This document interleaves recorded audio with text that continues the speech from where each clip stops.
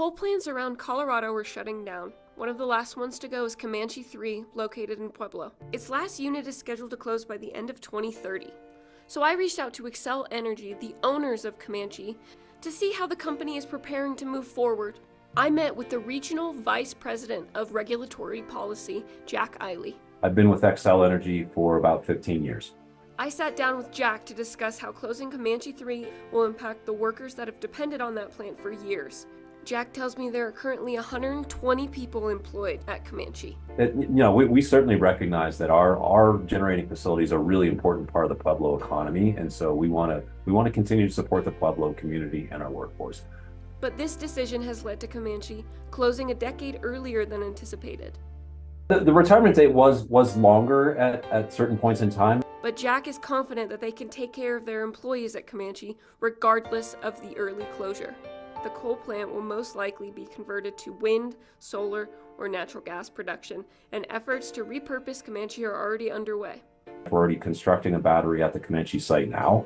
The way I see it, if you're going solar and wind, that plant doesn't have that structure, that infrastructure. So the power plant site is very valuable. The physical facilities will be demolished over time as the coal plants retire. We will retain the site. For a coal plant worker, if I know that my job is going to be gone in a couple of years, what are you doing to help me so I'm not stressed about my future? Fortunately, we have the advantage of a little bit of time. We usually know the firm planning date. So as you said, we usually have a couple, 3, 4, 5 years to work with that.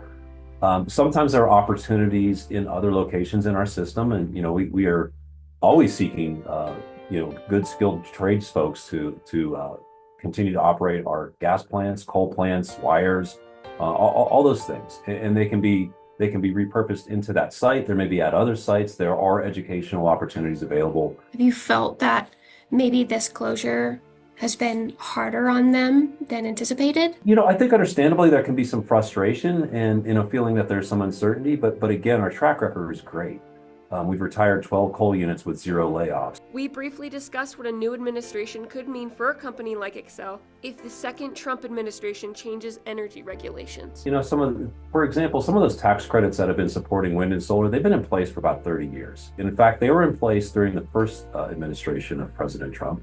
And so we think there's a strong likelihood that under the next Trump administration, that there's a strong possibility those credits are retained. Those are some of the most valuable pieces of incentives that we've used to keep costs low for customers. It's entirely possible that Xcel Energy goes the same route that Colorado Springs Utilities did with the Martin Drake power plant. The power plant officially stopped producing energy in 2022 and was fully demolished by 2024. Now there are 6 natural gas units running adjacent to the plant. It seems highly unlikely that a second Trump administration would change any plans from Xcel Energy. In Colorado Springs, I'm Ashley Quintana with News 5.